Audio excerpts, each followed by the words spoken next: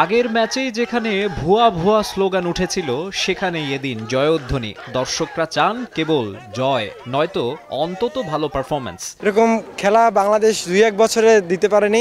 এতটা আনন্দ লাগতেছে মনে হচ্ছে ঈদের আনন্দ। অনেক ভালো লাগছে, অনেক। আমি সৌম্যর খেলা দেখার জন্যই আসছিলাম। সামনে এই বিশ্বকাপ আছে, আমরা সরাসরি খেলতে চাই।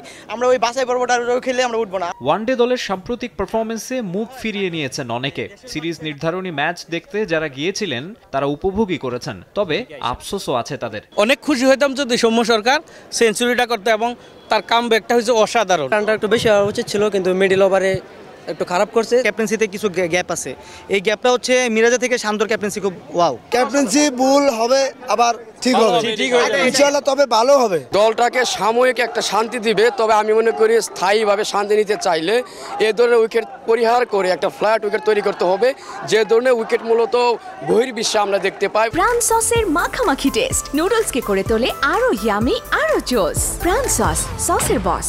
সবচেয়ে বেশি প্রশংসা কুড়িয়েছেন সিরিজ সেরা রিশাদ।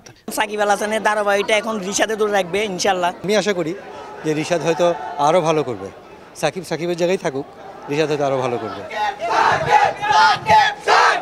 তবে কারো কারো দ্বিমত রয়েছে। এখনই রিশাদকে সাকিবের সঙ্গে তুলনা করতে নারাজ তারা। যারা বলে সাকিব আল হাসানের জায়গাটা অন্য কোনো ক্রিকেটার দখল করে নিবে, আমি মনে করি তারা ক্রিকেটের বুঝে না। সাকিব আল হাসানকে বাংলাদেশ ক্রিকেট থেকে দূরে রাখছে, এতে সাকিব আল হাসানের যে পরিমাণ ক্ষতি হইতেছে তার থেকে বেশি ক্ষতি বাংলাদেশ ক্রিকেট বোর্ডের হইতেছে। মজার ছলে বিভিন্ন ব্যানার নিয়ে হাজির হয়েছিলেন কেউ, অনেকে আবার ফিলিস্তিনিদের ওপর ইসরায়েলি বর্বরতার প্রতিবাদও জানিয়ে গেলেন। বাংলাদেশের সাপোর্ট করার পাশাপাশি ফিলিস্তিনকে সাপোর্ট করার জন্য বিশ্ব দরবারে তুলে ধরার জন্য আমি এটা নিয়ে এসেছি। নানা জনের নানা চিন্তা, তবে ক্রিকেট নিয়ে ভাবনা একই রকম। লড়াকু এক দলই দেখতে চান প্রত্যেকে।